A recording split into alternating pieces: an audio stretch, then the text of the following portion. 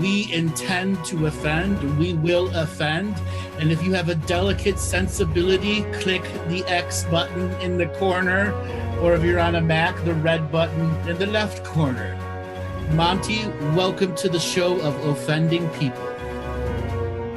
Well, it never happened and I make shit up. For the last couple of weeks, everyone that has asked for a reading, apparently you're all from Scotland, from Hurley in Scotland. You all live the same lives. It's very metaphysical, because we're all one. And I can't read the Akashic Records. I didn't even have a card.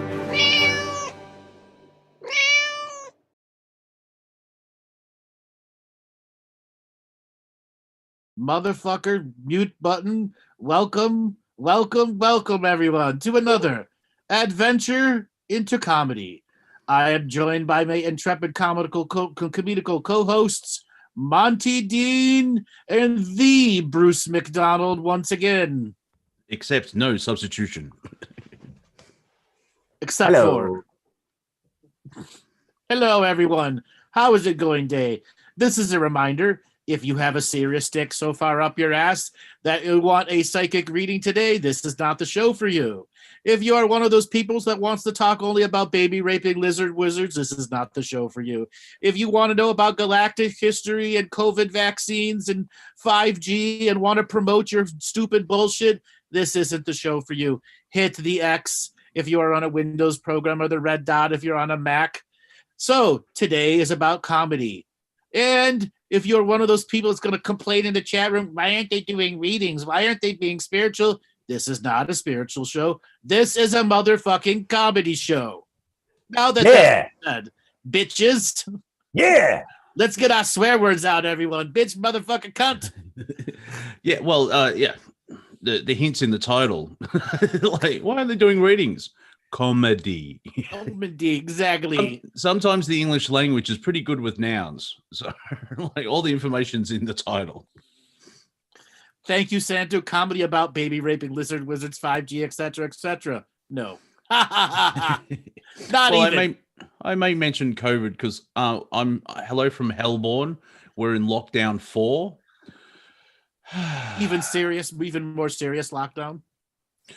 Oh, no, it's a circuit breaker lockdown for 7 days, but this variant's very contagious. The interesting thing, the whole thing started, a gentleman was in Adelaide, got tested, was negative, walked through Adelaide, walked through the airport, got on a plane, landed in Melbourne, and then the virus activated itself. Nothing sus. Nothing at all there. Yeah. And strangely, coincidentally, synchronistically, the state of emergency powers were going to run out on June 4th. So, because, it's, and there's protests and, people are getting tired of this shit. And you're still going with the end of 2023? Well, I am going to stick with this. They are not done marketing COVID to us. I think this time last year, we were just talking about lockdown 2, lockdown even harder. Yep. Okay. So it followed pretty much the what I was saying. I still think they're not done with promoting it. Fauci's not out of office yet. You've got lockdown there. I think they're just going to give people a taste of freedom before they put the scare factor back in. Well, my joke of hello from the future, this points it out because the stuff that like Europe and the US is sort of going through now, we were doing 12 months ago. So just look down the timeline and you can see like, well, this is not acting natural. Like, yeah, it's almost like they've planned it. Exactly.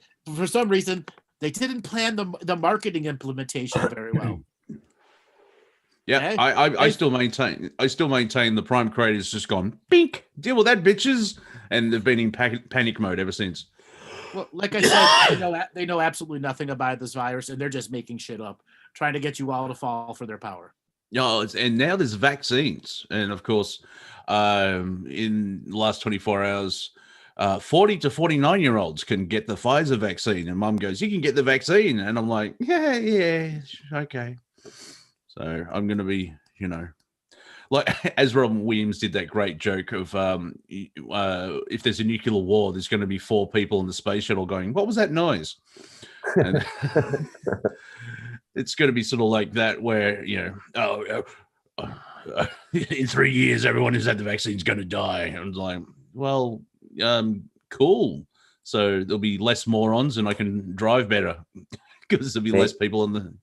Thank you for your service, soldier. Yeah. But I do find it doesn't make sense where like the government is killing off the obedient ones.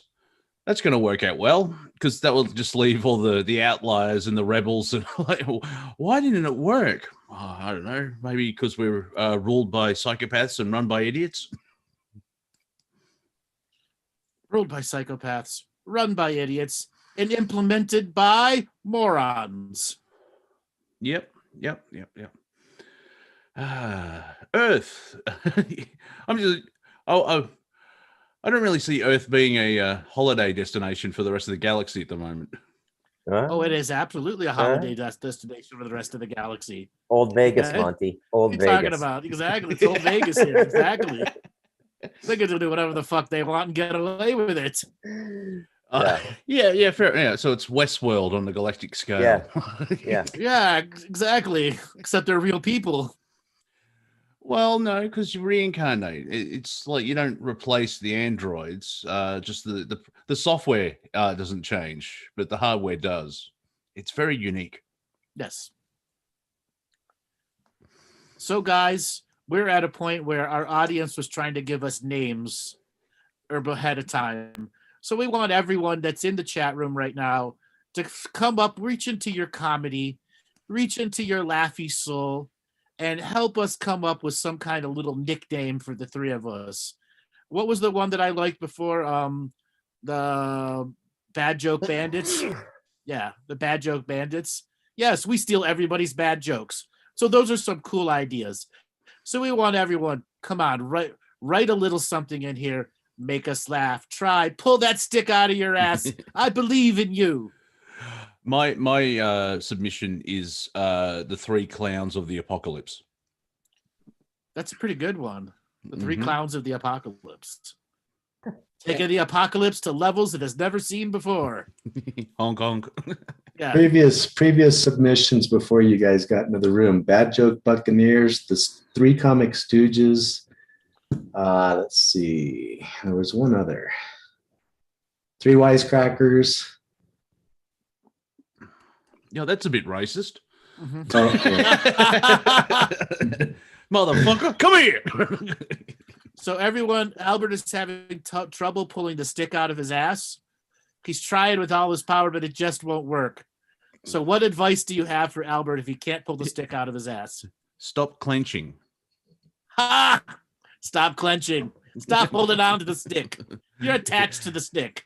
Let it go, man. Let it go. Just let it slide out. Put a little Vaseline on it. Put a broom at the end, and you've got a good utility tool for the house. Yeah, sit down and push it out to the other side. Yeah, crash through or crash.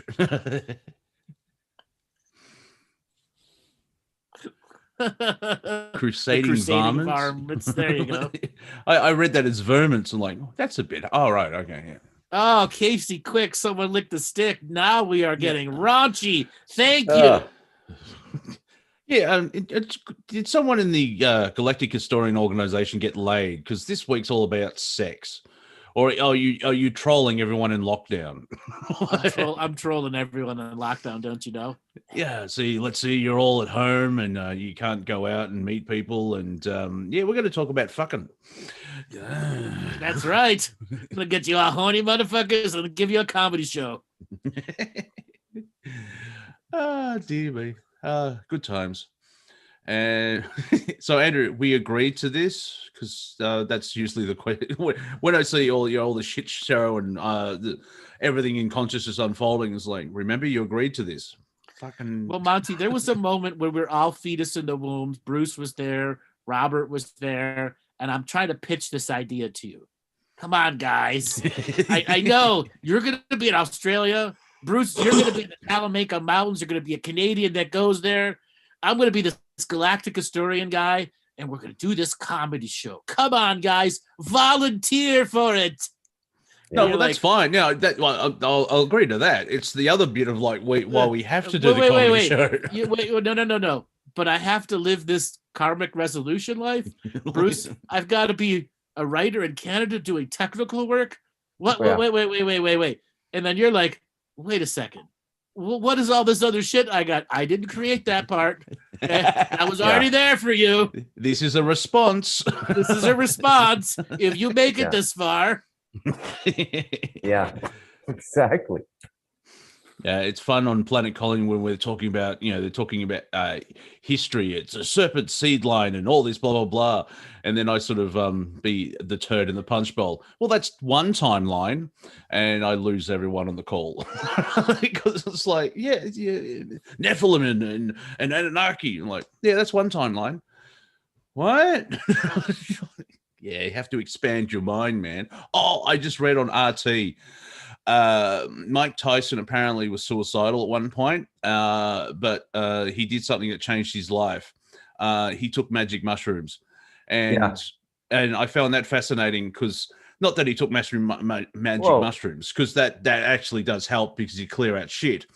It's on Russia Today. That it's actually a headline. Oh, no. Yeah. Well, he's got a podcast now called Hot Boxing with Mike Tyson, and Mike's really mellow weed now. But the best video up there on Hot Boxing with Mike Tyson, he really got into the psychedelics, not just mushrooms.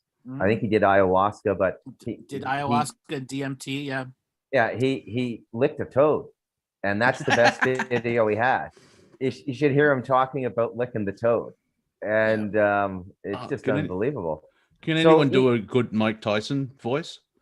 Because it'll be hilarious. I took some mushrooms and trip balls, and it was awesome. No, you sound like a Valley Girl, Mike Tyson. Yeah.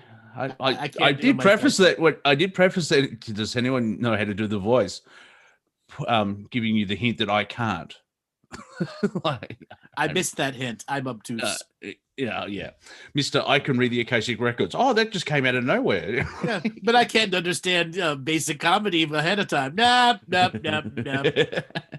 the beauty of it. Yep. I was telegraphing. See the boxing reference there? Yep. Yeah. I know you were telegraphing and I was listening for Morse code and couldn't hear it. Do I have Wi-Fi? Exactly. Do I have Wi-Fi? Why isn't it translating for me? Why is Google Translate working? Someone asked about in the chat about media and UFOs. So I'm wondering, could easily take the piss out of that because they're ramping it up, and in the conspiracy world, they're heading for disclosure, and being in the conspiracy and the spiritual was like, sure, that's going to happen again. Yeah, and then they're setting us up for the alien invasion. That's why it's on the news. I actually asked the question to somebody, and they sort of went blank. It's like, why are people waiting for the government to disclose that UFO is real? Do you believe anything else the government says? But that one you will. Yeah. See, the government says it's real. They say a lot of things.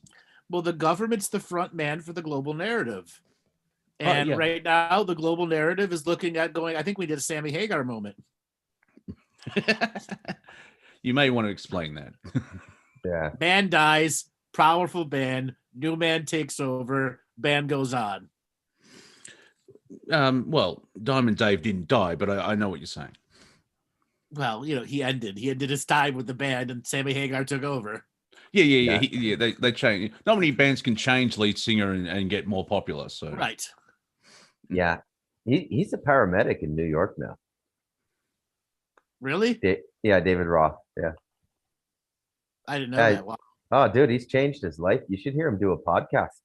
He's like, I don't know. It sounds real decent, man. Like, he doesn't need to do that job. He just wants to give back. So he got the training. He drives around in a paramedic truck, man. Night shift. Right? Well, Everybody see that Martin Scorsese film with Nicolas Cage? I forget the title. Not, very much Shift. about Yeah, it. I know the movie. Yeah. Yeah, well, Diamond Dave does that now. and still tours occasionally as well. And he still looks healthy. He almost looks like a wrestler. It's fascinating. Yeah. Oh, those A bit guys. scary. Those guys take care of themselves fantastically once they get in the public spotlight, right? Because that's a big part of their success, right?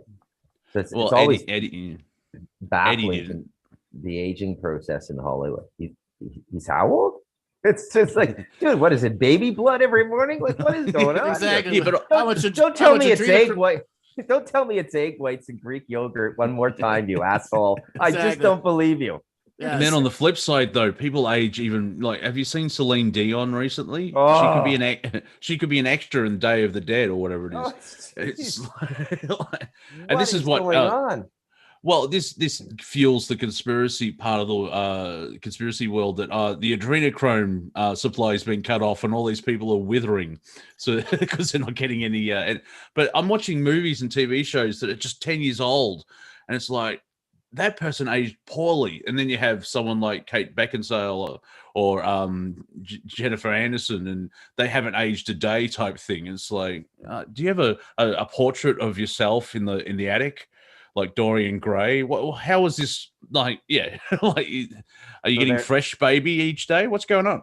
Yeah, so there's a brilliant kind of TV mimetic mind aging moment coming up. They're doing a Friends reunion. You can see some pre-interviews now with the 3 guys and the 3 girls interviewed together separately by gender.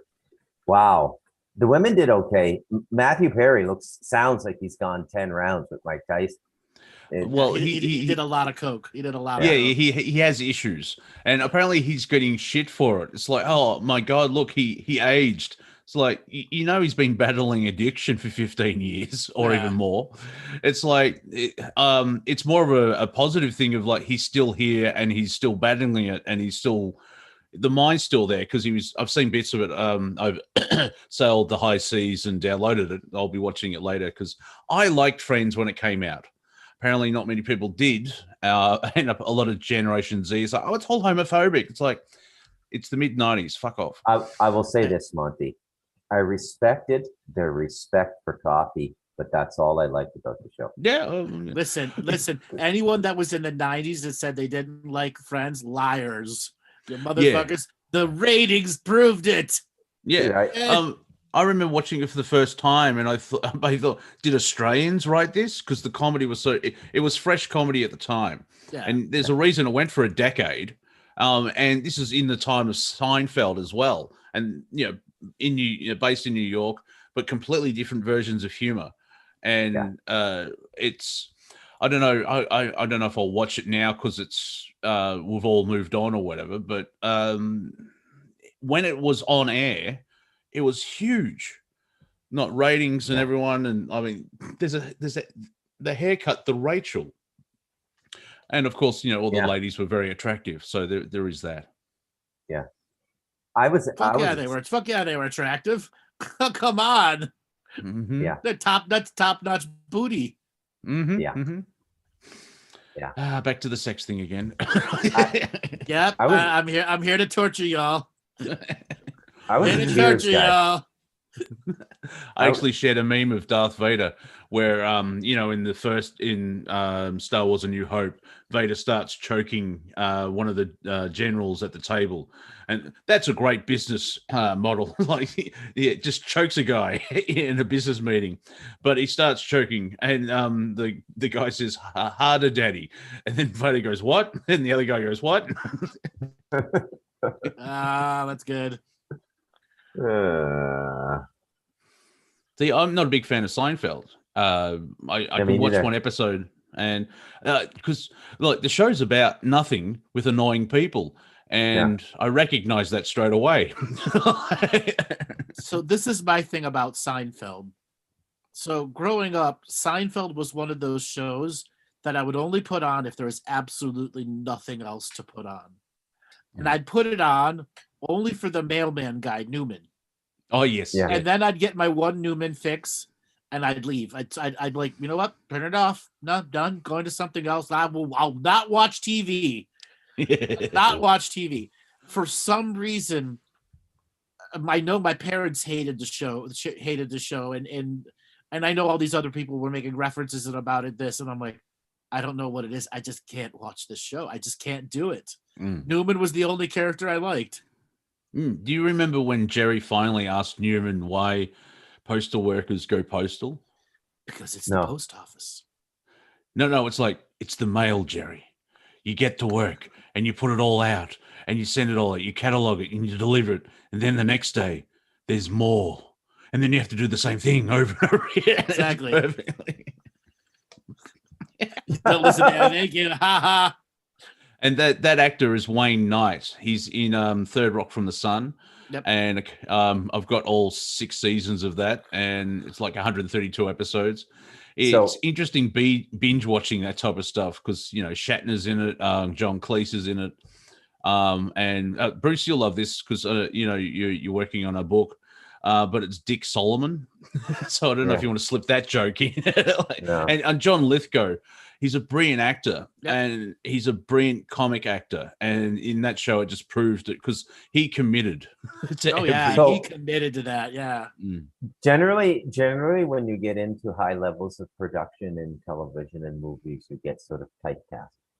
But one of the things they'll do every once in a while is they'll do what I call an inversion cameo, where someone you became very comfortable with appears in another role years after you forgot them, and it's absolutely shocking. It's a complete inversion of what their original typecast was. An example. Does anybody know Newman's? The Newman's salad dressing? No. From Seinfeld, he had an inversion cameo about 2 or 3 years ago in a Netflix series. I didn't see that. The opposite Newman. Yeah, he was the American narco lawyer in Narcos. He's also in yeah. I remember now. Yeah. And it's in season 2, and he's trying to rescue the wife of the money launderer, and he gets everybody killed. And you watch it and you go, "Oh my God, that's anti-Newman." Yeah. And Hollywood does that every once in a while. And another guy they did it with brilliantly was Woody Harrelson from Cheers. You know, you get used to Woody. I mean, that series went on for 10 years. Then all of a sudden, you know, Oliver Stone's throwing him into Natural Born Killers, and you're going, "Oh my God." Then begins the career of Woody Harrelson, which you never would have imagined after 10 years of Woody on Cheers. Right. He goes from Cheers to that to White Men Can't Jump. Yeah. Oh, yeah. Money Train. I like that film. Another one is Michael Keaton. Do you remember when they announced Michael Keaton is going to play Batman? What, the comic? Yes, I remember that too. But except everyone forgets his 80s serious 80s movies. Yeah. He's having a bit of a comeback now too. He's been in a few decent big Hollywood movies. There's another one coming out, you know. He's finding some good roles for a guy his age. He gets asked occasionally on talk shows, so who do you think should play Batman? And his response is, I am Batman. I am Batman. And in the Batman universe, there's a show called Batman Beyond where it's set into the future, and so people are, you know, if they ever make a show like that where Bruce Wayne is extremely old and he finds someone else to be the Batman, they want Michael Keaton to play the old Bruce Wayne, which I could see him doing. Mm-hmm. Well, when I see that, I'll be like, well, finally they're doing it. Finally connected their stories, because we got the Eternals trailer now, and how the Black Knight, because in the actual comic books, the Black Knight was a big part of the Avengers, and in that one trailer scene, they're like, well, I could take over. Okay, you know, giving the signal and the hint. But I really wondered how good Eternals is actually going to be. So, there's another really good theme to mine on the comedy show today. You know, stuff from our formative teen years, you know, TV shows that were around and stuff like that. But what about comic books and their reincarnation through CGI, computer-generated interfaces, and the fantastic movies and storylines we get now? And I remember in the 80s telling people when they laughed at me for still reading comic books in my 20s. I was reading, I mean, I'd read Ulysses by this time by James Joyce. I was reading serious books, but I used to have this brilliant defense of comic books. Like, no, you got to take a look at this. This is the most expansive, imaginative stuff I've come across. Right. You know? And now people are saying comic books have ruined movies. Oh, yeah. No. There. You know how the Westerns, there was Western fatigue, because like the Western was what, 40s, 50, definitely 50s, 60s, and some of the 70s, it dropped off. Westerns was all the way into the 80s. Yeah. But you know how it slowly winded down. We're sort of seeing that with superhero stuff or comic book stuff. I mean, I'm doing that. I'm, there's a new comic book thing. Oh, I'll check it out. But there's this massive part of me going, another universe to learn and other characters. I just watched Jupiter's Legacy, and yeah, it's worth seeing if you like your comic book stuff. You still have to figure out what the fucking title means, but there's sort of like another one. Even have you checked out Invincible? Yep, the cartoon. Invincible too. Yep, that's an adult one. That's really good as well. Though, then you have the element of all the woke shit coming in. Right. So the thing is, if we wouldn't have had COVID movie delays, we'd have had 3 more Marvel movies, and we'd have had Doctor Strange would have been coming out this time this year, and the whole thing, Eternals would have come out just after Doctor Strange, etc., etc., etc. Black Widow, and the rest of the comic book movie companies that are trying to put their shit forward would have lost their ass. They all had a year to figure out how to catch up and make real movies. Yeah. Okay? Even the playing field. Yeah, Avatar's supposedly going to be coming out, but I wait and see. I believe it when I see it. Yeah. What James Cameron's like, I'm going to make a sequel. I'm going to make 4 sequels. We've been delayed. I'm going to make 7 sequels. It's like, maybe you'll release 1. Because when did Avatar come out the first time? Well, when it first came out? It's been a while. 2006? Yeah. And I liked it. And I've actually got the Blu-ray of the ultra extended version because I like story. Like I watched the 2009. Sorry. And of course, it's a great film you don't have to listen to it, but it's a great film to watch while on mushrooms because the colors, children, the colors. But who knows? The story kind of ends, and it's one of those stories of like, what will happen. But if the sequel story shit, it may completely collapse because unless you don't want to remake the same movie, it's not like Star Wars 7. Now, have you seen Iron Sky? Yep, I've got Iron Sky 2. Yeah, 2 had a good idea, but it didn't really unfold. 1 was awesome. Yeah, because Nazis on the moon, blah blah blah. But what I loved right at the end, because of Marvel movies, I watch all the credits now. Slight spoiler if you haven't seen Iron Sky, it's worth seeing because there's so much more in it. But you know where it ends, where all the countries on the planet are firing nuclear and nuclear holocaust. They pull back and they show the moon and what happened to the moon, and all through the credits, you just see the moon and the Earth get smaller and smaller. And right at the end, where the credits end, you see Mars come into view. And that's the last thing you see. You're like, oh, what are they going to give us now? Exactly. Yeah. Especially if you're in the conspiracy, spiritual, Tazarian and, Atlantis and everything else like that. It's not a historical document. It's just taking elements from all that past secret history and then doing it in a European comedic way. Yeah. And the reason Iron Sky 2 came out the way it was is they had to crowdfund it over 5 years. Yeah. And getting the actors to come back and do all the filming as well as the CGI, they were stuck with what they had. Okay? Yes. Yeah. It's what, if you liked the first one, it's worth seeing the second one. Yeah. And but I think I paid the $9.99 on Amazon when it first came out because I respect the movie people that created the first one, and I'm like, you got my support, even if Amazon takes half of whatever it is.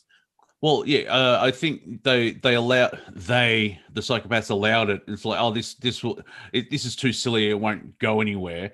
and it was really popular. And so there could be a little bit of sabotage with the second one where, we won't give you funding because it's, narrative and it's the ideas that it's putting out. People make connections. The fact that Hollywood is all done by communal table of morons, they were never going to fund a second one anyways.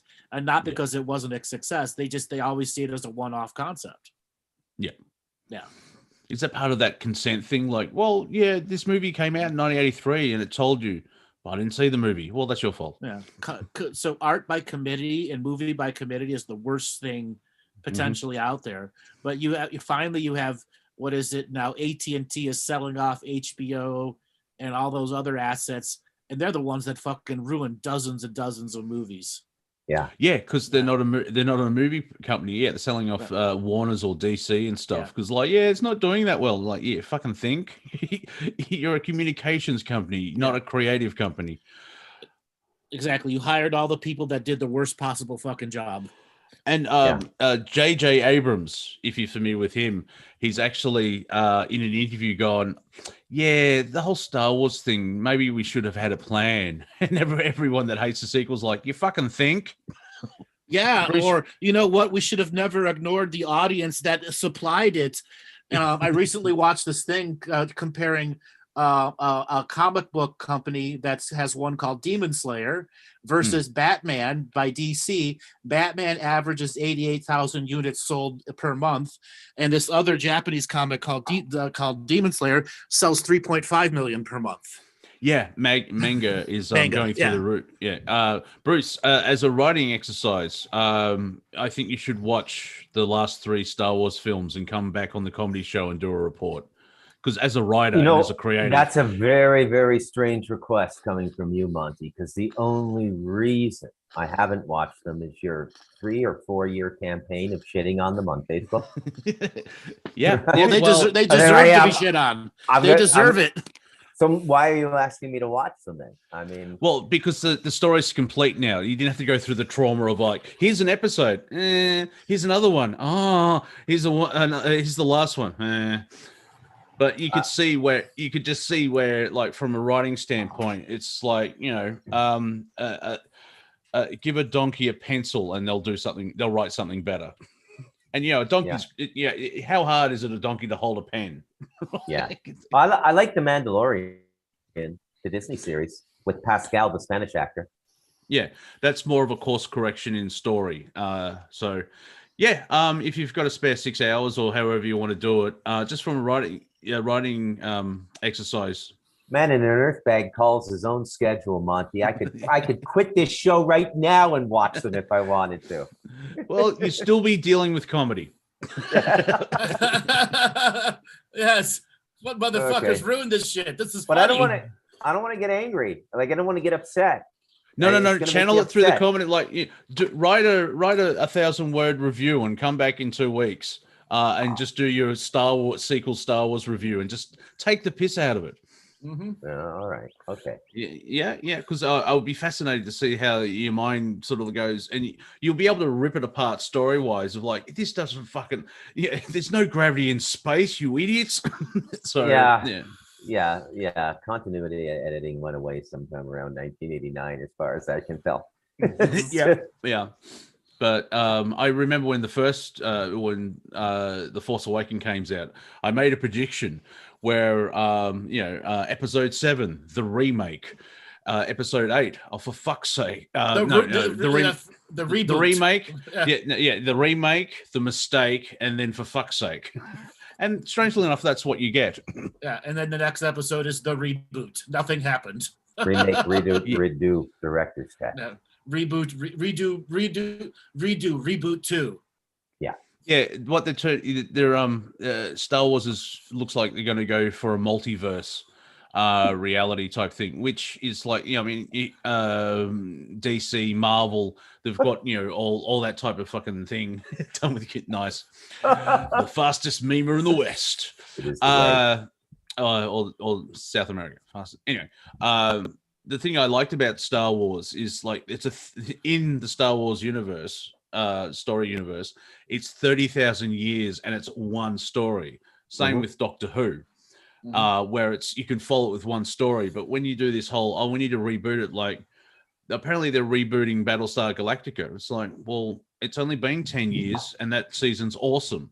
Like the Lord of the Rings TV show on Amazon is not a remake of Lord of the Rings. It's a prequel series. Simulacrum. It's the Simulacrum, which is not a book. It's not a book. It's just a collection of stuff that he came up with.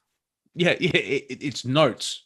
Yes, it's notes. Quite literally, it's just notes for world creating. Yeah, Similarium, not Simulacrum. Sorry.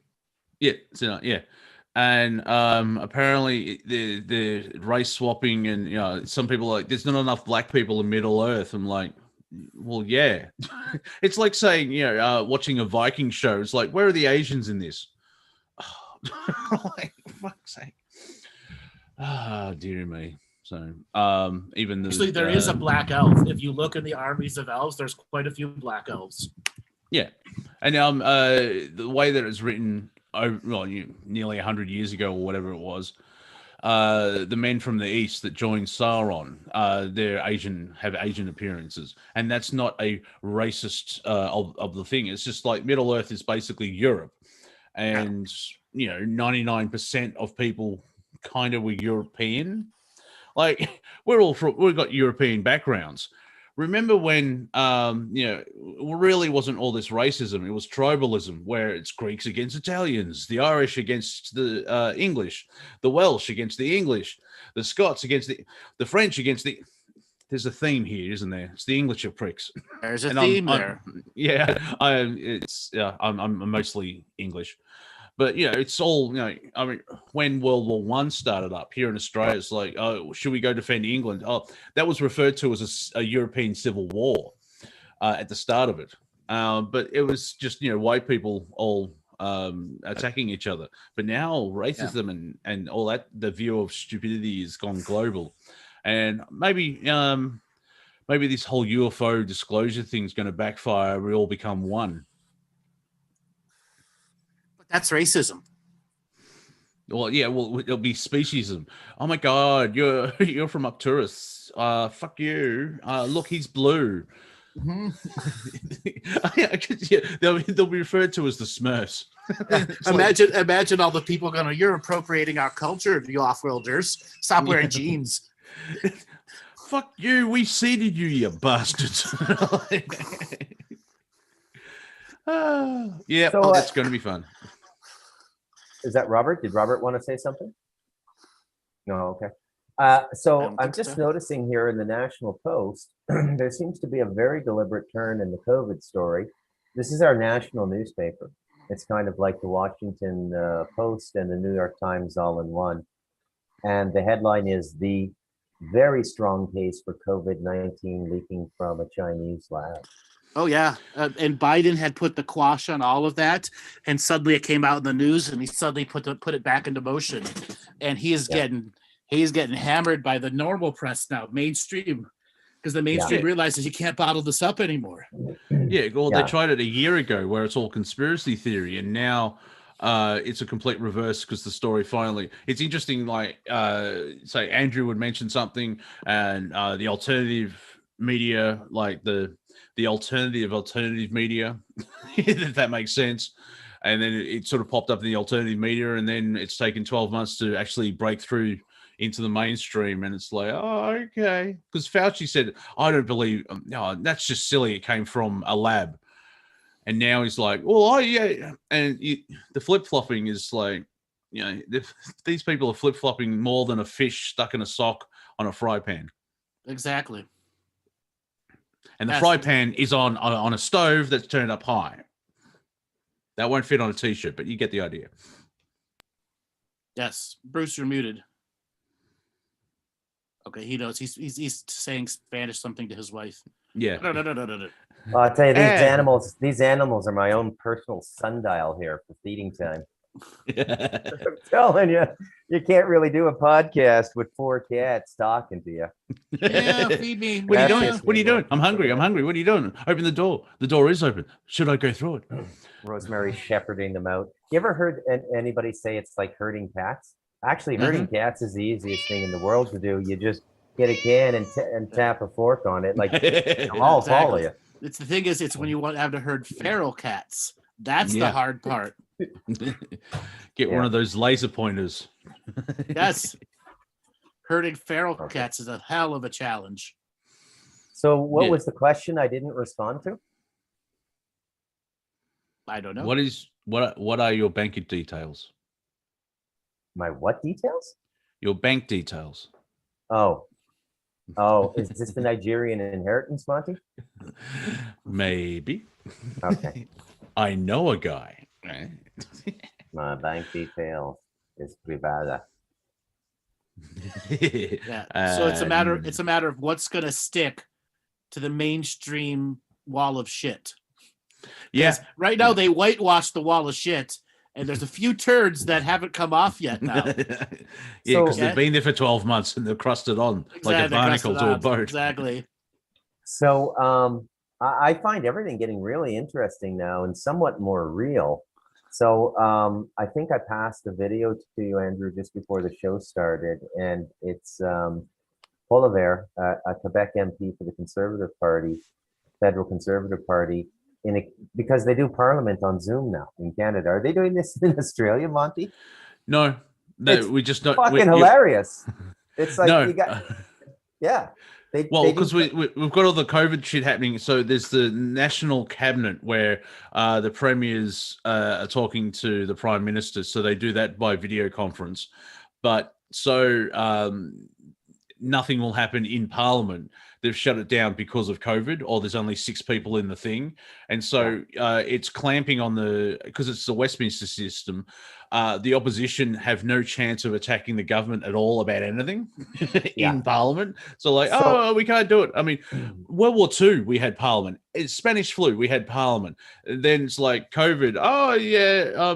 I mean, wouldn't it be great to isolate all the politicians in a camp? So in the world of politics, there's this class of person that I call like an effective freelancer. And they'll be brought in to close certain deals in certain decades, but they've been like a public figure for decades. A guy like that in Canada is a fellow named Mark Carney. He's an economist. He is reputed to be one of the best governors of the Bank of Canada we've ever had. Mind you, it was under his leadership that we brought in the bail-in legislation. And his press conference on that was abominable. Oh, it's just a compliance issue with the IMF and the World Bank and the International Bank of Settlements because of what happened in Cyprus. This could never happen here. Anyways, then he got scouted by the Bank of England. Went over there. He's been governor of the Bank of England for the last like 8.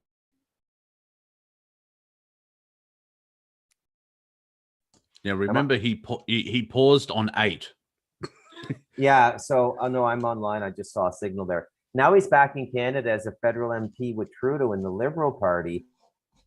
And this Quebec MP just grills him about shutting down the Alberta pipeline, while in his private financial life, he and his partners have billions in the Brazilian pipeline and another one somewhere else, I forget. And in the course of the debate, the conservative from Quebec just calls him a Davos elite right to his face. Ooh. So it's like the alternative narratives in free volunteer podcast radio is kind of merging with the mainstream now in some capacity. And as a spectator on a mountain, this is great gladiator sport for me, in effigy, because nobody really gets cut. Yeah, it's like they won't pick up the Bilderbergers, even though they keep meeting every 12 months and they're seen. But the one that they do talk about is the Davos, which I always think of the creator of the Daleks when I hear that, but that's Davros. Yeah, Davos is the World Economic Forum. It's Klaus Schwab. Yeah, I always think his name is Anal Schwab. Yeah, there you go. There he is. There's only a few million. He's got the creepy look too, like an Irishman who managed not to drink in public. I won't be having a shot here. I don't drink. Outside of the house. Yeah. It's a complete oxymoron, an Irishman that drinks alone. There's something wrong with that whole statement. Those are the evil ones. Yeah, those are the evil ones.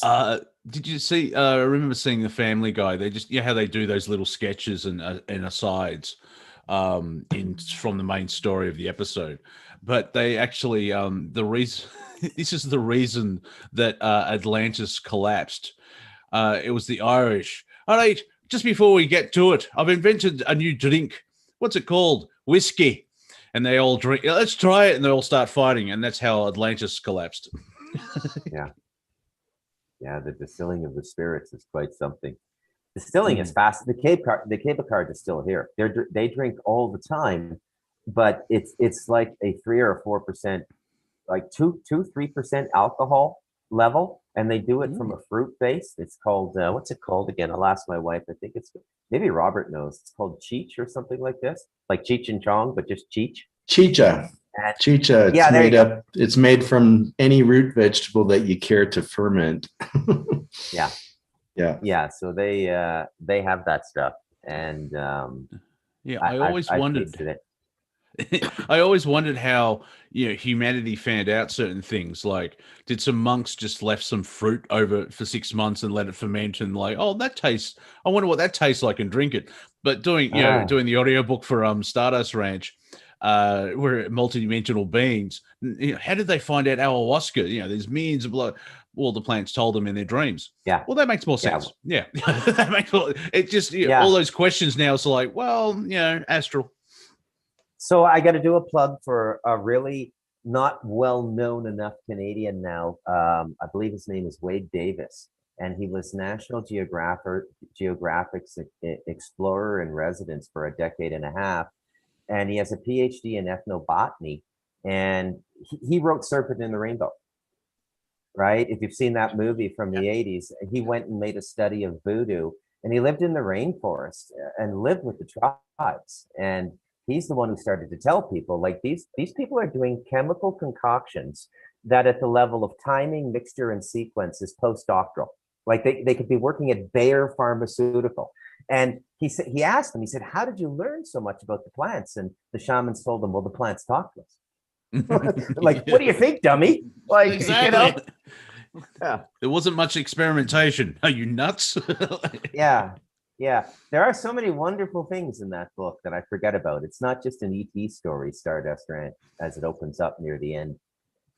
Oh yeah, it's like come for the grey aliens, stay for the portals, blah blah blah blah blah blah blah blah. It's like a list of, and some of your sentence structures are fascinating, where it's like half a page of like, and once you've got the first electrical bill, there's a laundry list, bang bang bang bang bang bang bang bang bang bang, and a lot more. I'm like, your list is 12 or 15 long already. It makes the point. Yeah, that's a literary 7-punch combo a la Mike Tyson. Yeah. Yeah, it's fun doing the audio for it, because I've figured it out. Instead of listening to it, there's a grid using in Logic. So to save time between sentences, it's 5 columns. And when it's after a comma or something like it's just 2 columns. And so there's enough breaks, and I quietly breathe between the breaks. So it's not just all one constant conversation where I just ran out of breath. You'll hear it. Don't worry. So on a side note, the guards that let Epstein die, they're admitting to not filling out paperwork. How long before those guys die? Well, you Death sound pool. like a conspiracy theorist. Death pool. How many people do we have here on the show today? They admit to faking the records, or were they just given more monies to just take the hit? Yeah. Was it on Crowd? Some comedy show was pointing out. It's like, we've got you hired 2 security guards for 44 minutes to come in at that exact time. And there's it just builds it up where this is not a conspiracy theory. It's called logic.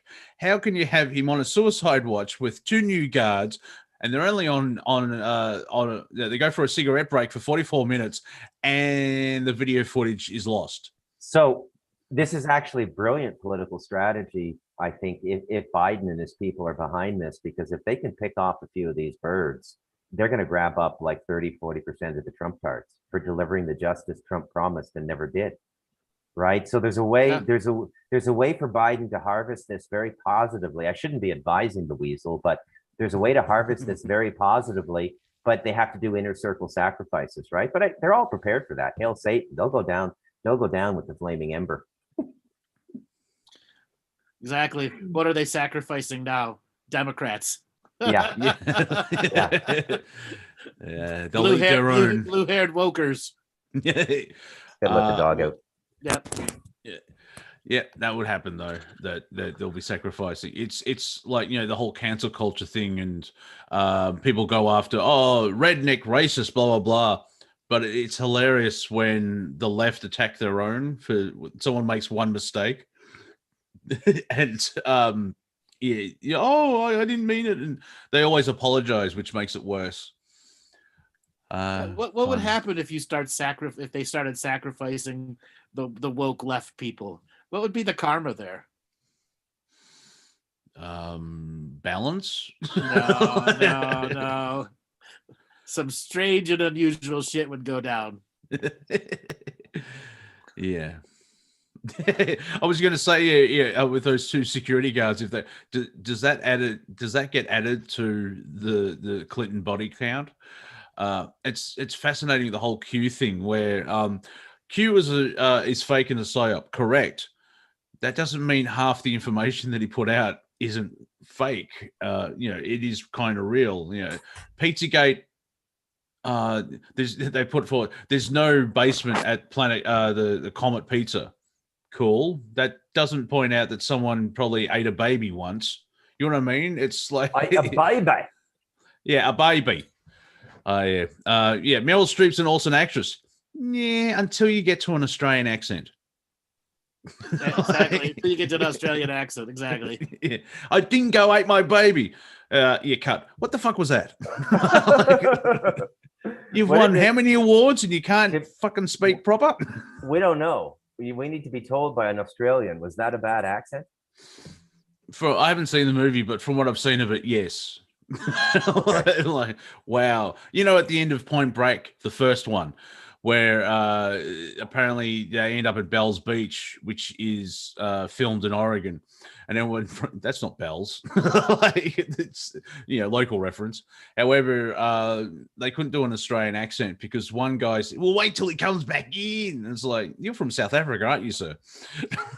So there was some talk about at the beginning of the show about the commenters identifying linguistic quirks we have, but on that theme, I have to say Frances McDormand nailed what I would call the Ottawa Valley, Minnesota accent in Fargo. That was I couldn't believe how well she got that. It was just brilliant. And all for a little bit of money, don't you know? Yeah. Say, Norm, I heard you was going fishing. Yeah, after lunch. Ottawa Valley. So do you think you can go out and cornhole some of those prisoners there you got there? Okay. So, yeah. It's very unique, very unique accent. Like, I mean, I think the United Kingdom's got 7 or 8 accents, and that's not a big island. Well, I compared to Australia. So I saw the Babylon Bee released that Apple has removed Taiwan from its maps, so China won't get upset. Unfortunately, that's true. Yeah, yeah. Unfortunately, that's true. Yeah, and John Cena's in trouble for calling Taiwan a country, and he had to apologize. And like, wow. But yeah, it's didn't they learn from Tibet? Because it's this whole one China policy from thousands of years ago. So I'm wondering, how old's America? 500 years, something like that? No, 1776. No, Columbus rediscovered it in 1499. 1492. 92. That ain't true either. We got our independence in 1776. Yeah, I'm familiar. People mention that occasionally, Andrew. I'm familiar with that. There was a war about it. Right. But I'm just wondering, do we have to wait 2,000? Like, I'm just using the Israeli model. Do we have to wait 2,000 years for the natives to say, this is ours, get out? Yeah. Yes. Okay. Yes. So same with Australia. 1788. So we're only 200. We've got another 1,800 years, and then the Aboriginals can reclaim It's the Israel maneuver. Like, hey, all right, you've had why Aboriginals have a Jewish accent. You've had your time. Your lease is up. Your lease is up. Exactly. It's already written, boys. You're squatting on our land. My young son's going to college now, so he needs somewhere to live. Exactly. So I'm giving him the house. We've got prophecy as our provenance that says the land is ours. You remember the whole Temple of Solomon thing? Your Ayaxa Mosque that's on our territory. So you like salmon, eh? Maybe we can work something out. Exactly, like salmon, eh? The BC fishery story is amazing. So we're joking about this, but this is on the verge of, it's part of the Davos plan, right? So they want to repatriate land to natives. It's the United Nations Declaration on the Rights of Indigenous People. We talked about this 2 weeks ago briefly. But yeah, it's creeping in certain circles. But like I said, it's openly in politics now. When Mark Carney, the former governor of the Bank of England and Bank of Canada, is being called a Davos elite in the Canadian Parliament via Zoom, I'd say that's an advancement in what I would call parliamentary debate. Mm-hmm. Well, debate in Parliament has always been a farce. Yeah, been a farce. Except for Taiwan, they throw down. That's WWF. Well, so does Thailand, and so does Myanmar, and India too. There's some big fights in the Indian versions too. Yeah, Italy. Yeah. They go after each other with canes. Yeah, Italy. Yeah, they go out. Yeah, they go full at it. Spain had a big row a couple weeks ago too. Yeah, and Italy's not a shock if you know any Italians, especially in the 80s. What did you say? Come here. I'm gonna. What did you say about the way I blinked? I kill you now. Go, give me that chair. I chuck it at the opposition. And then you've got the British Parliament where, because the building's 500 years old, they're in a shoebox where they're this far away from each other, and they're like, yes, the plebs are doing, and it looks like a sweat lodge, like the House of Commons. It's like you can play squash in here. It's so small. It's because it's a common house. Yeah, well, it's not very plush, not very roomy, because it's for the commoners. Yeah, I'm just wondering. They didn't go all out for the commoners. No, and less population. I wonder if the House of Lords smells like mothballs. No, it probably smells like old people. Yeah, well, that's what I mean. Mothballs, old stuffy British people. Yeah. Is Jeremy voting today? He's died. He's been here 3 weeks. I didn't know. Yeah, and it smells like old people and Bengay. Smells like Lord balls. Have you been watching porn again? No. I've been doing sex shows, sex podcast shows. Yeah. Hey, whatever gets you off, brother. Do no harm. It's not about me getting off. It's about you people getting aroused during COVID to go and do something. Yeah, that's a good idea. House arrest. Ooh, let's amp up the sex drive. That's right. So when you meet someone, when I leave the house, you bastards. Well, Monty, maybe that big rock down the street will look attractive to you, better than the sheep in the old days. No. It's kind of my defense. Like I got the sheep joke in. Yeah, I can't remember there's a Australian stand-up. She was awesome, but she was pointing out because like in New Zealand they say that the Australians sleep with sheep, and in South Africa they say the New Zealanders sleep with the sheep, and in England it's the South Africans that sleep with the sheep. Maybe it's the sheep's are sluts. Or the common theme is they are generally Irish and Scottish. I know. Yeah. The ones that are sleeping with the sheep that got sent to the other countries. That would be pure British people there. Yeah, there's it's a accent joke. So if I can remember it correctly, a farmer was checking out his boundary line. and a sheep had its head stuck in the fence and couldn't actually get out. So he looked around, no one was around, so he started to relieve some tension and making sweet, sweet love to the sheep. And someone was driving along the road and said, "Hey, we shear them back in New Zealand." Well, it's like, I'm not shearing this to anyone. Go get your own. Go get your own, exactly. Yeah. This is my baby. Yeah. A clean joke about sheep in New Zealand is New Zealand only has 4 million people. They have 8 million sheep, but they've only got 4 million people. That's 2 sheep for every guy. Wow. Well, no. There are women exist, Andrew. I'm sorry to break it to you. There are some women in New Zealand. Really? I didn't know that. So it's 4 sheep to every man. There's 2 sheep for every person. Yes. There are female Scottish people who might enjoy sheep too. We don't know.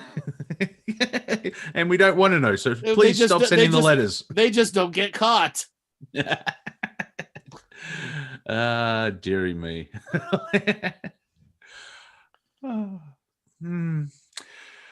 Any apologies to any Scottish watching? The women get stuck with the black sheep. Womp, womp, womp, womp. Hey. All right. Well, did you know that in Lord of the Rings and The Hobbit, all those wide shots of the armies, sheep in clothing? Yeah, sheep in clothing, exactly. There we go. Yes. The answer is yes. Yes. On many levels. Taking the photo, putting the meme up, dressing the sheep like that. I love it when you see a sheep that ran away. It broke from the herd. I think the other sheep call it a conspiracy theorist, but they're not fleeced, and so they find the rogue sheep up in the mountains, and they actually shear off all the fur or whatever it is, and it comes in at 60 kilograms of wool because it's like that's it's nature having its defense. Like the wolves can't get to the body, it's just unless they bite the head. But yeah, I've seen those pictures too. They're just absolutely astounding, and really it proves, I think, that sheep also have a symbiotic relationship with humanity. They need to be sheared periodically, right? And they can't do it themselves. Which actually, there's footage of sheep that haven't been sheared in the wild being attacked by lions and tigers, and their wool is so thick that the lion can't attack or kill them. That's what I said. Yeah, that's incredible. Yep, they can fall off of a giant mountain and still be fine. And also remember, a slug is just a snail that lost in the divorce.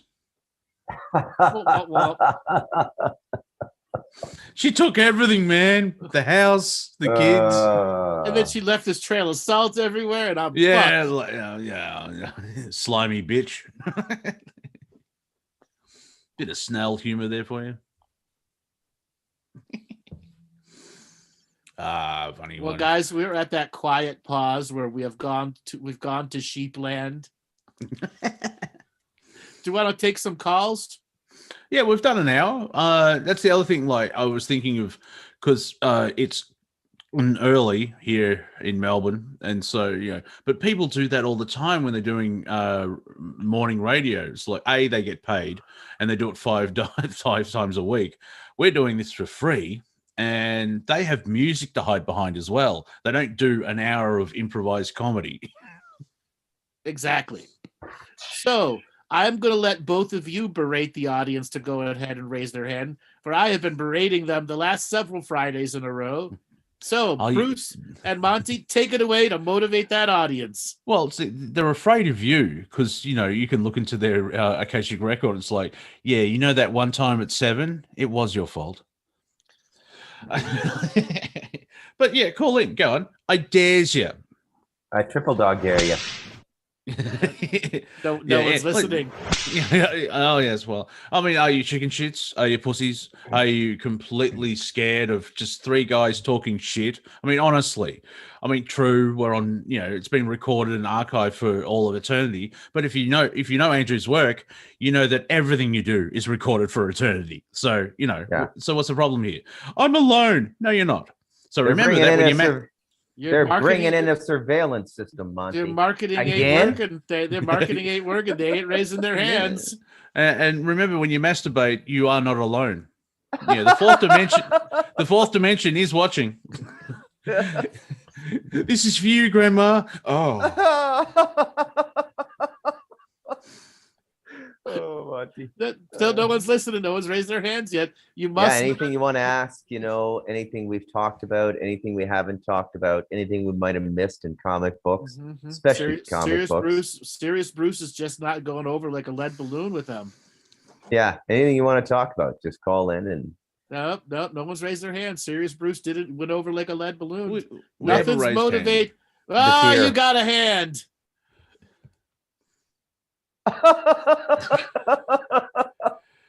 Is he holding a ram on his penis? Yep. Anyway. Old Ramcock's at it again.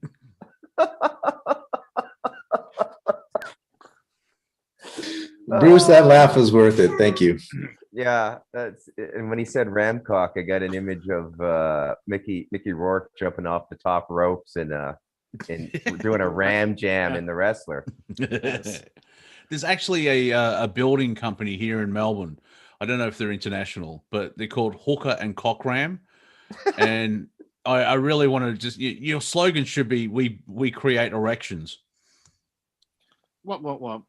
So you guys have a hand raised. Monty, why don't you introduce the hand raised person? All right, how do you say that? You go, Robert, spin up the wheel of the only caller. Yeah, get the Wheel of Fortune out and just click it over to one. That looks like Layla Grant to me, Monty. All right, there. See, but I could be wrong. I only speak English. and we now go to the secret life of Robert. Hi, Layla. How are you? Thank you for calling in. Can you hear me? Yes. Yes. How are you? Greetings from Austria. Oh, welcome. Thank you. I don't really have much to talk about, but I'm with 2 cats. So if I heard right, you have 4? 4 adults and 2 kittens right now. And I've gotten rid of 4 kittens in the last 3 weeks. And these last 2 just hit the solid food about 4 days ago. So I'm looking for a home now. And I'll just be back down to my normal 4 cats. Normal 4 cats. Yeah. Still raising that army. Because cats rule the world. I was really afraid to raise the hand, So, we understand. Why were you afraid? There you go. There you go. Are we threatening? No. But is it because of you're from Austria and one of your favorite countrymen kind of did a couple of things in the late 30s? I don't know about that.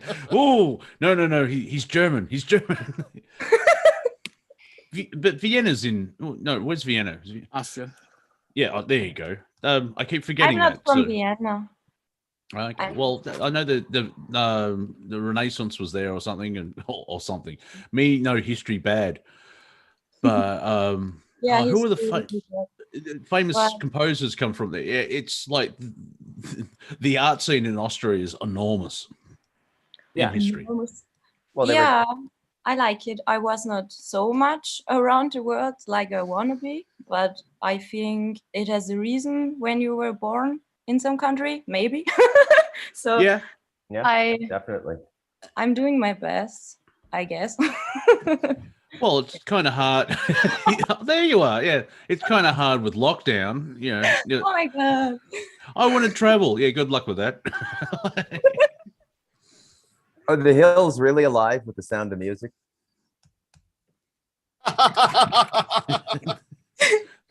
Or is that just hard questions here? Is that just mythology that's degenerated? Hollywood propaganda. Yeah, Hollywood propaganda. I think trees and mountains are alive. Yeah. So. What is the sound of music? I know that is some dumb thing to talk about or to ask, but I never got when Trump was in action when he called us forest people. Did you know? That sounds like him. No. There was a lot of memes around, so from Austria, because we have so much tree power and stuff like that. Isn't Arnold Schwarzenegger from Austria as well? And I'm just waiting for the woke people to actually say he has to change his name because it's offensive. Yeah, I think Arnold Schwarzenegger is from Styria. Yeah, I'm from Styria too, but not from where he is. Oh, yeah. And apparently his dad was affiliated with a certain political group or something. So, and he ended up being the governor of Canada. California. Yeah. You should get How did that go? You should get a DNA test, Layla. He might be your dad. Did you work as a maid at his mansion? No, Monty. So bad. Oh. That would be her mother, Monty. Stay with the line. I've only been awake for. You stepped on my money line, Monty. I've only been awake for an hour. Come on. Do you work out? Yeah.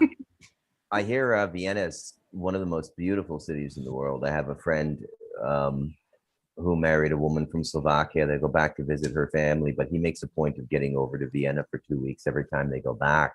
He's just addicted to visiting that city. And he's just a Canadian guy of English background, but he's been whispering it in my ear for like 12 years now. You got to go to Vienna, Bruce. You've been all over the world. I can't believe you haven't been to Vienna. But I'm very curious to see it maybe one day. Maybe I will. But I don't leave this mountain much. Yeah. Well, it's going to be awful hard if you don't leave the mountain to go anywhere else. Well, I could. Anything could be in my... Andrew, don't limit me. Anything could be in my timeline now. I could meet a pilot, Rada Grande already had an airstrip up back there. So anything could happen. Yeah, anything could happen. Yeah, except for you leaving the mountain. Yeah. Us hermits have to stick together, sort of. Yeah. Lockdown? What lockdown? I've been living like this for 7 years. I don't like to. And I don't like to go outside so much too. Yeah, it's so peoply out there.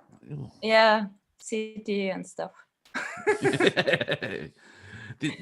There's so many humans. And Andrew, I'm just wondering from a galactic point of view, is half the galaxy of like, do we really want these people to come out here? Yes, they do. They want you to stop occupying the planet. Oh, yeah, we're squatters. Yeah, that's right. Mm-hmm. No, we've been here for a while. No, you're too many people stuck in their mom's basements. They want you to grow up. Come on. There's a paradise solar system just over there. Why go over there? We've built it for you. It's sitting there for millions of years. Get out. Oh, geez, I don't know. Like, I feel like just staying here because it seems like effort. That's because the mind control is telling me to stay here. Damn it. Yeah. Which I do find, occasionally. I want to go home.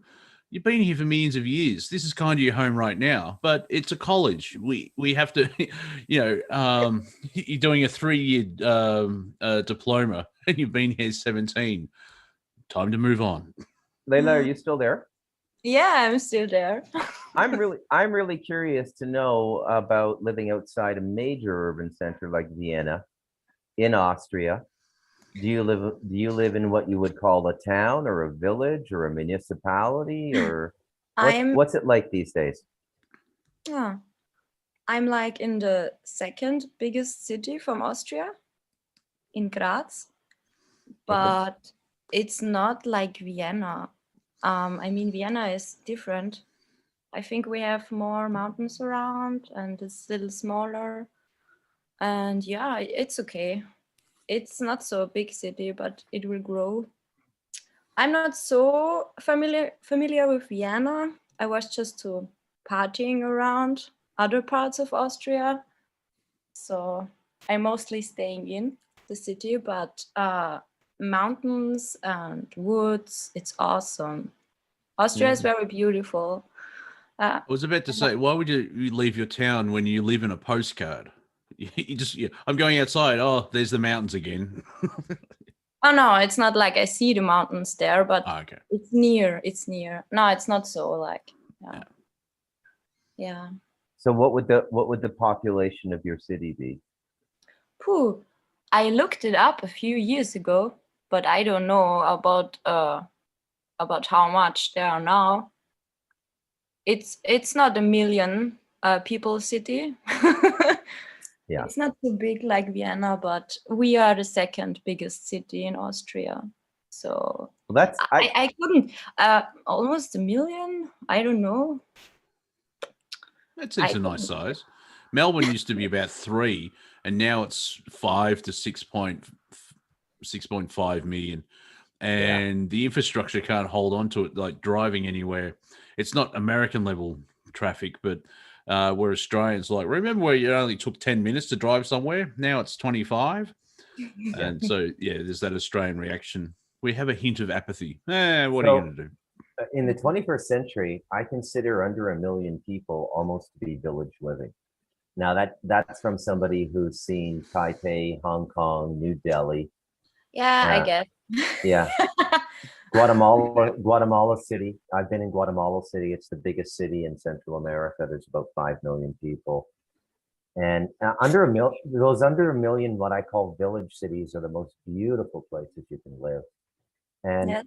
I've been some places that are just about 100,000 people, but they have such a unique character.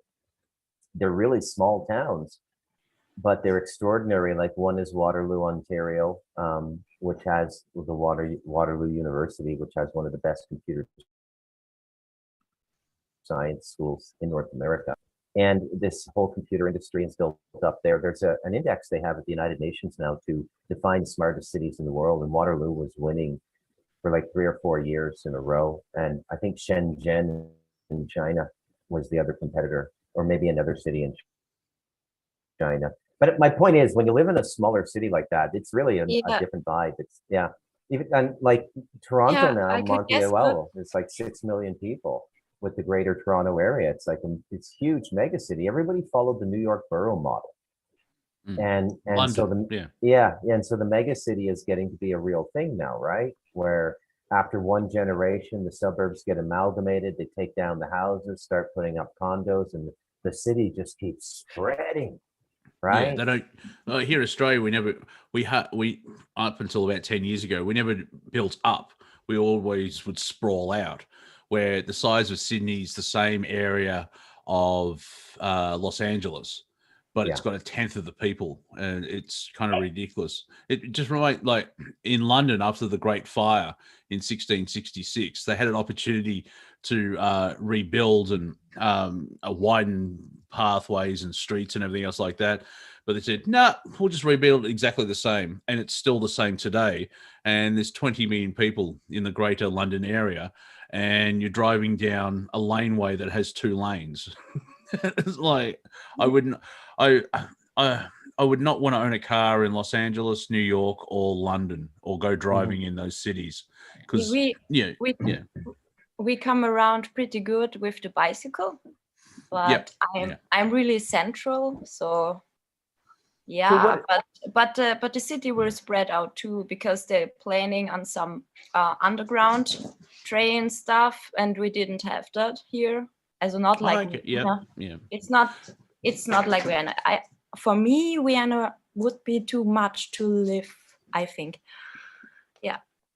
The Japanese have a good idea, because the Japanese have a good idea, because Tokyo doesn't have a central hub. I think it's got 4 central hubs. In Melbourne, because over time it's like our train system's like a cartwheel, so everything just goes into the center. But they're finally changing it where they're like doing an outer ring, and because if you want to travel from here to there, and it'll be quicker to actually drive, but on a train you have to go into the city center and then go back out again. Not much forethought here in Australia. That's basically. So Layla, they were able to convince you to raise your hand. So now I want you, Bruce and Monty, to encourage the audience to raise their hand. As I said, for the last several Fridays, I have been berating the audience to, someone raised their hand. Fear of the Galactic Historian. Fear, exactly. All right, Layla, thanks for calling in. Thank you, Layla. Thank you. Oh. All right, Robert, spin the wheel of collar. The caller. This will be quick. Wow, there's Just a hand spin raised. it. There yeah. we go. Tanya. With an interesting last name for this for the last 18 months. Yeah. Hi guys, how's Hi, it going? Tanya. Good, Great, thank where- you. Happy Friday. Yes, where are you calling from? Well, Andrew, I really love that you're rocking out the Golden Gate Bridge. I'm calling from San Francisco. Wonderful, thanks a lot. Have we made you laugh? Have we made you laugh today? Yeah, I've been cracking up today. I have to say, yeah, a lot of little funny things. Yeah, enjoying. You guys you're very lively, very lively today. And because you live in San Francisco, you got to laugh because homeless people just take a dump on the sidewalk, and then the government allows it. Sometimes across the street from my house. Yeah. Or like that gentleman in front of I did have a guy sitting on my stairs one day when I came home, and thought, gosh, how do I get this guy off my stairs in a subtle way that isn't saying get the fuck off my stairs, dude. Yeah. In a light work way. I said, do you mind moving? Because I have to wash down my stairs. I pulled the hose out of my garage. And so he looked at me and he pulled his pants down and he said, can you hose me down too? While we're here. Went, oh man. That wasn't exactly my intention, but I just said, here, you can do it yourself. And handed him the hose. It's the land of the free and the home of the brave. Indeed. Yes, indeed. So I was driving across the Bay Bridge a couple days ago and noticed that San Francisco, the population is 808,364 or something like that. So we're just under that million mark. Yeah, but that doesn't include. It doesn't include the Bay Area. All the rest of the suburbs. Yeah, not at all. Yeah, because it's like 22 million people that live in the three cities. Yes. Yeah. Yes. Yeah. But in San Francisco proper, we are a village. Yeah. All I just think is earthquake, so I'm not going there. That's how I'll turn up and there'll be an earthquake. Oh, it's my fault. Yeah, it feels like when you're in an earthquake, it sometimes can feel like a truck actually hit your house. Yep. Yeah, I can imagine. Yeah, and then everything goes ding ding ding ding ding. Yeah. Give us a bird's eye of San Fran. Like, what's it really like living there? We just hear it, through the news. It's So my perception is a city that's been completely distorted by misapplied liberal policy, radical liberal policy. Would you agree with that? I don't know. I think what I love about San Francisco, it has a number of vortices. And Andrew, I think you've lived here before too, right? Yeah. San Jose first and then San Francisco. Yeah. It's a giant portal and it has a number of vortices, and the way that the tide comes in and goes out creates these pockets of really intense energy. And so people come here from all over the world. And I think that the energy moves in and moves out. So if they need to work on shadow, they're going to find it, right? If they need to connect to the light, they're going to find it. It's a place, it's like a really interesting, creative melting pot where people can kind of be themselves, and I like that. After the earthquake, the 1900s San Francisco earthquake, and they didn't know what to do with all the dead bodies, usually just buried over everything. You don't realize the amount of dark magic rituals that were done with all those dead bodies, because all the dark wizards and secret societies, oh the shit, dead bodies that weren't war, great, let's do something. All those Masonic societies, oh my god. So it's intense. Yeah, it's a fucking portal. And then there are places like where you're down by the Bay Bridge and the fog moves in. You're like, oh shit, the portal's taking me over. Run away. Is that what, like, is Silicon Valley connected to that darkness because that's San Jose, which is about 60 miles, 45, 60 miles south, dead center of there. And San Jose is very different because it's a desert that they built a city in. It's really, it's a it's like the Middle Plains desert there that they just built a city in. All right. It's just fascinating that like that LA place too. is, it's weird that the big tech decided to would just grow naturally, or is there a reason that you know Google, Twitter, and YouTube, or all those? There's a reason why. There are Air Force bases there that had the original network servers that got sold to them, and the original server farms were there, and they just built buildings around them. Moffett Field. Sense. Yeah, Moffett Field. Yeah. My dad flew out of Moffett Field in the 60s, and that's where he actually met my mom. So that's where the first server farms were, and companies just built up around the original server farms. Well, that makes sense. Yeah. So hopefully they used to be all orchards.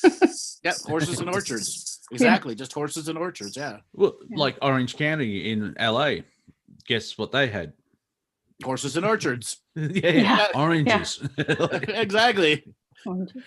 I think an Englishman probably named that. What are we going to call it? Well, there's a lot of oranges. Orange County. Well, oranges and lemons, all the citrus fruits were there. Yeah. And actually citrus fruit grows really well. San Francisco is like a tropical environment because it's surrounded by water. So I've got lemons, I've got oranges. Really nice. Yeah.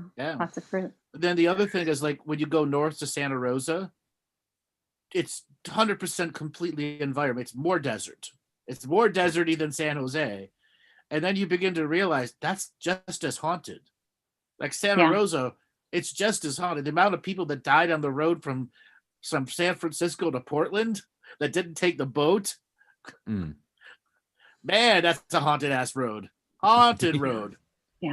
The King's Road, El Camino Royale, right? And there's a mission every 16 miles because that was the day travel. Yep. So and a lot of dark, energetic bindings around those guys. That's right. There's a Masonic temple every 16 miles. Yeah. Okay? Bound in by that prayer. Exactly. Bound in by that prayer. Exactly. Yeah. And you can actually see them. Yeah. Yeah, exactly. I wonder what the First Nations of that area look at it now and go, oh man, they've ruined everything. They ruined everything a long time ago. Like, we don't want the land. Seriously. We want some other land. No, you can keep that. We're not taking that as reparations. No way. How do you how do you rebase, reprime, reboot, or clean an area that haunted? Let me ask both of you. Well, I'll say, so I do a lot of grid work and I do energy healing work, and you can't eat that buffet in one bite. You got to do it one bite at a time. I have done a variety of shows where people have asked me, how do you clean up the war zones? How do you clean up the cities? And you need teams of hundreds to go on the surface and go meter by meter. And those hundreds need hundreds of support behind them to stop the attacks that are going to come when you stir up the shitstorm that doesn't want to leave, that's deeply embedded in there. So it's teams that have backup teams, and the backup teams have backup teams. And you go meter by meter by meter. Okay? That's how you do it. Wow. And it's all energetic cleansing. One guy's got their sage stick, one guy's got their wand. Everyone's going to have whatever techniques they're going to do. And then you will have full-on manifestations of ghosts who come out of the ground going, you ain't kicking me out of here. Fuck no. And it's going to be on full-on boxing matches with ghosts. They're not going to go. Yeah. Sounds like World War I. Yeah. A little bit at a time, starting with each individual, right? Well, not to mention the amount of people that you're going to need 30, 40,000 people, to example, like clean up like the Bay Area. The Bay Area. Wow. And it would take probably 6 to 10 months to do with 30, 40,000 people. And that doesn't even guarantee it's permanently clean. There's a lot of ghosts who figure out how to get back. Okay? Right. You kick them out, they're like, I'm back. Okay? And then there's the whole time travel shit where ghosts are stuck in time travel loops through technology and all the other stuff, the multidimensional portal systems that are there that the ghosts use as their subway. Okay. So, they get city to city through the portals, and the ghosts to figure out how to go from San Jose to San Francisco. So there's a lot of shit to clean up. It's a whole multi-dimensional toxic mess. But the majority of cities are like that. Like, for example, in my personal view, probably the hardest city in the world to clean up will be Beijing. Oh, wow. Yeah. Close second is Paris, and then the Vatican. Vatican has a lot of people die there, but nowhere compared to Paris or Beijing. Getting back to the Forbidden City, do you think ghosts are as attached to their testicles as living men are? Probably. Okay, it's gonna be hard to get them out of there. It's hard to get them. It's gonna be hard to get them out of there. Exactly. Definitely. So, I was gonna say, do you think technology will ever merge with these spiritual efforts to clean places? Going back to our comic book motif of Professor X's cerebrum or whatever it's called. Yes, they'll create technology that helps you understand the level of attachment the ghost has, what densities and dimensions you got to work in, and then how deep the forest of just slime is there. The slime is really the harder to clean up than the hardcore entities, because the slime could be 7 or 8 dimensions thick. So basically what concrete, So what you're saying is that Ghostbusters will slowly turn into a documentary.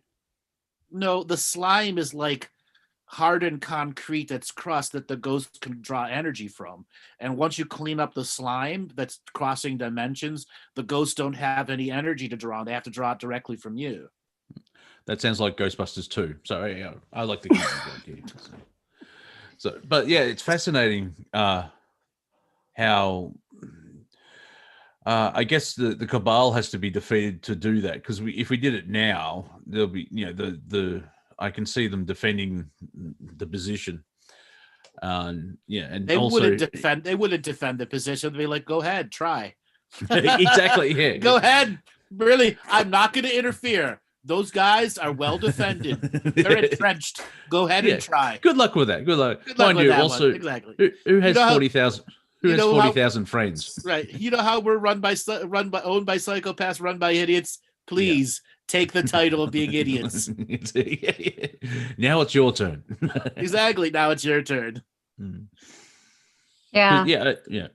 A lot of cities, you talk to people like, oh, there's no grid work. And it's like, just look at the map, like, because it's just basic thing where instead of working with the land, it's like they raise the land. Stupid English language, raise by destroying everything. But you look at Melbourne and you can see what part of the city or town was created, because it's just a massive grid line. It's a pure grid, so you can go that way, that way, that way, and that way, instead of just like Rome or London, the really old cities that didn't have much town planning, or they adapted and worked with the nature that was around with them. Well, they were like London's a lot of little villages. Yep. Yeah. Yes. The amount of homes in between the village just got more and more and more until they're one big city. Like in Melbourne, Melbourne, I think, was 1835. It was founded, and so it's pretty young compared to other cities. And we have avenues which are at least 30 or 40 feet wide, where you've got massive houses, no nature strip, but then there's 3 or 4 lanes for cars going one way, then 5 meters of grassland, tram tracks, and then all of that's reversed on the other side as well. So it's huge. And then you go to London, and you've got this little laneway that is a thoroughfare road. Something else that is with the ghosts that are in the Bay Area. So long before the earthquake that was there, you had plagues, you had die-offs, you had all sorts of things. but you had the Spanish conquistadors really come in and set the city up long before the Americans took over. So there's a whole different form of dark wizardry that was done early on there. And then different secret societies took out the old secret societies. So there's just layer upon layer upon layer upon layer. Layer upon layer. Right. I mean, looking at some of like the magic, the dark magic that like Crowley and his gang did around here. Oh yeah. There was a reason they were there. They're like, hey, we got all this shit to tap into. We can build on it. Right. We can build it. Right. And then there's the Bay, which has its own dark energy. It's had its own monsters that were in there, and it was well known about before, the Westerners took over that area. Okay. Like the Kraken type energy, or the giant squids that would, tear people off the beach. Right. Yeah. Well, and if you've ever read any of Jack London's early work around sailing the Bay, talks about it being the hardest place to sail in the world. Yep. Right. Because of all the vortices and the energy spiraling and patterns. Yeah. Fascinating. Wow. I've got a feeling none of us are going to get a job at the tourist board for San Francisco. Come to San Francisco. San Francisco, open your golden gates. Beware the death vortices. Come and beware see the death vortices. Yeah. It's interesting though that the flip side of it is because I love my music. The music scene in San Francisco, like the amount of bands that come out of there, and they're all quirky and weird in a certain way. For me, you've got Primus, Mr. Bungle, Metallica, Faith No More. There isn't sort of like, there's small little pockets of waves, but when you look at just music as a whole, there's just so many other. I'm probably missing a shitload of bands that come from there. But there's that freedom of artistic expression as well. Yep. Well, I thought Metallica was Seattle. Am I wrong about that? Oh, completely. They started in Los Angeles and they found a bass player who lived in San Fran. And the only reason that he would actually join the band is like, you move out of LA. And so they all moved up to San Francisco at the start of 83. Yeah. And then, of course, you've got technology, so a brilliant wave of creativity spread out of that area. You got the Presidio and all the hijinks that went on there. But you can camp. You can camp in the Presidio. Yeah. Never. You're allowed to, but don't. Don't do it. Run away. Well, in just talking about Metallica, interesting enough, they when they were doing their St. Anger album, which they were filming it for a documentary, which turned into some kind of monster, they actually rented out some of the buildings at the Presidio, and that's when the band nearly fell apart. I wonder if it's linked. Yeah. Well, let me tell you, the first time I went to the Presidio, I got the willies up and down my spine so bad. I'm like, I need to get the fuck out of here. And I keep turning and I'm like, I still can't. It wouldn't let me out. It wouldn't fucking let me. This is before GPS or anything. And you actually had to look at a fucking map. And all there were homeless fucking people to ask for directions. I'm like, each one's a demon. No way. I'm going to get the fuck out of here. Yeah. So hey, Monty, I have a new job for you. Ooh. So okay. I've got an idea. Call Monty Dean. Look on the bright side of life. Like, how can you find humor in your situation? Let me coach you into positivity. Exactly. A humor coach going into positivity. How can I laugh at this, Monty? How can I laugh at this? So you found out you had cancer, you drank too heavily, and you climbed up your 4 flight of stairs to your apartment, sneezed and fell down, and now you've broken every bone in your body. Good luck with that. I'll give you a real world example, Monty. So my nephew Tattoo got bit by a 2-meter terciopelo 2 days ago. Bit right through his rubber boot. Make us laugh. Well, at least it wasn't a hippopotamus. Man, that's a remarkable comeback. I can't believe you pulled that off. Exactly. At least it would have been dead if it was a hippopotamus. You just See, need a if anyone little can more do it. pressure, Monty. You just need a little more pressure on you, Monty. If anyone can do it, you best. can, Monty. I know you can. Well, ironically, Bruce, if there's no pressure and I just let go, then it flows. So, like, if there's pressure, I freak out. I don't know. Now, is that referring to the whole man or just his junk? My God. Oh Yep, my God. just his junk. Oh yeah, yeah, just his great. junk. Hello, I'm Monty. I'm Brian's penis. So Monty, you could put a disclaimer. If you are not a funny person, you're about to die, you've had COVID, I'm not the comedy coach for you. yeah, there'll be a warning. Yeah. Cancer? I'm a Pisces. It doesn't really work when I go into hospitals. But Doesn't really For exactly. entertainment purposes only. Yeah. exactly. Yeah. Coaching for entertainment purposes only. Yeah. Oh, I'm not a doctor. I've met one. No, you're a doctor of comedy. That's right. I should buy a white coat. Then you'll listen to me. Look on the brighter side of life. That's right. That's right. So Monty, if you were a Muppets character, what would you be? If You're muted. We can't hear you. I'm not muted here. You just went suddenly silent. See, I'm telling the truth, yo. I'm being censored. Well, I said is if I was the love child of Slater and Waldorf and Animal.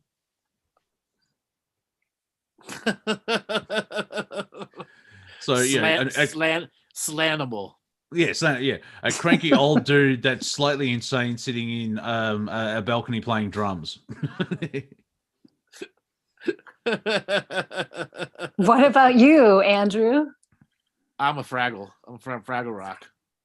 I know you kind of look like Ralph. No, I'm a Fraggle. Can you play? Rock. Can you play piano? I'm a flat Fraggle Rockian. Nice. I do like I do like the Muppets. I mean, it's early '80s, but the humor is awesome, and some of the stupid stuff. One of my favorite characters of the Muppets is a new character that was developed, I think, in the '90s in the movies. And is it Pepe, the king prawn? Yeah. Yeah, he's awesome. Yeah. Okay, yeah. Hey, come in. Okay, I think he's Mexican or something. He's brilliant in it.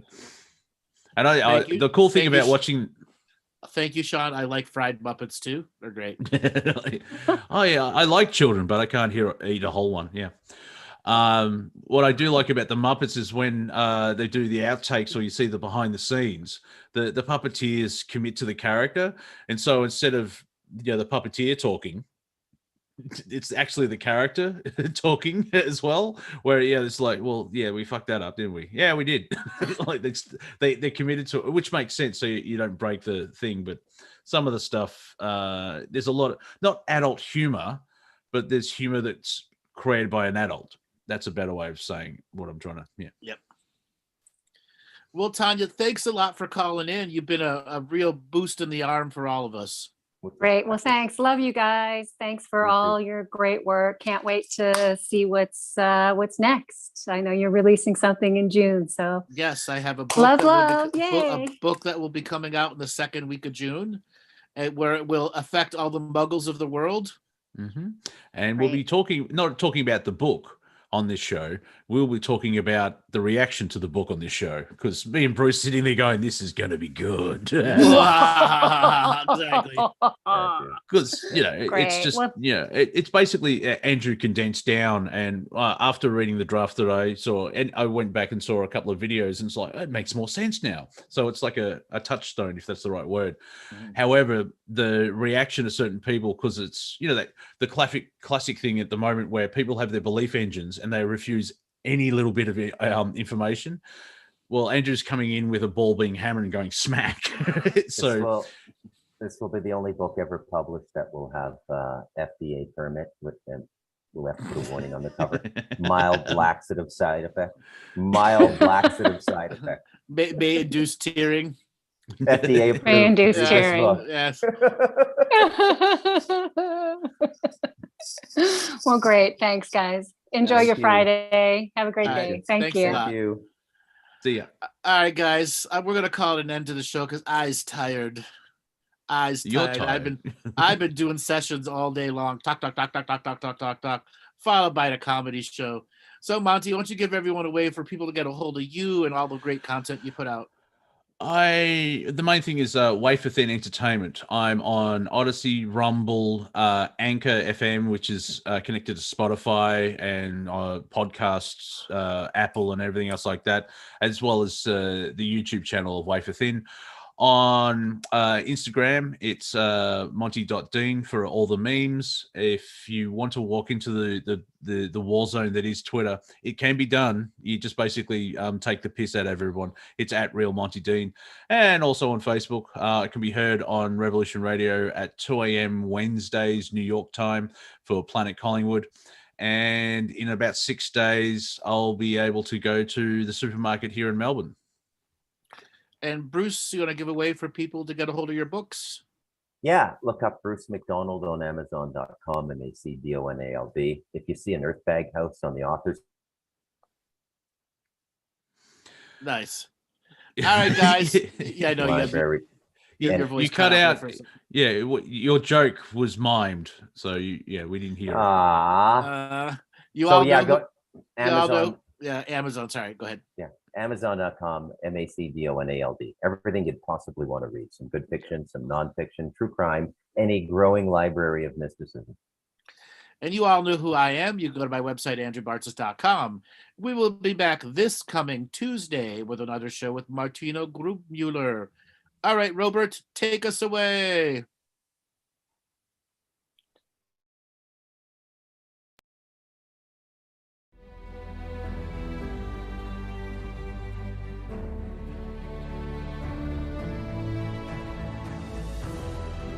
Each different bubble of reality is true. A galactic historian is a person that looks at all the lines of dramatic karma. Nudge, nudge, it's the Holy Grail. Improvise. Mysterious.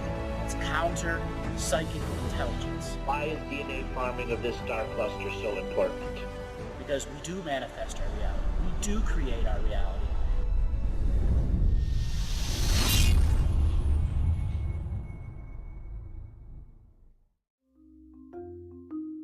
Hello, let's create, let's co-create, and let's change this world with love. No matter if you're from Alpha Centauri or Earth, we all began with the same birthing process. We live in a limited point of view. Living the mystical life daily is about striving for the unlimited point of view. Each day, each human being gets an infinite amount of choices. Living the mystical life daily is about facing obstacles and challenges. The level of awareness that you are working at means you have a responsibility to be equal with it. How does one truly let go of expectation?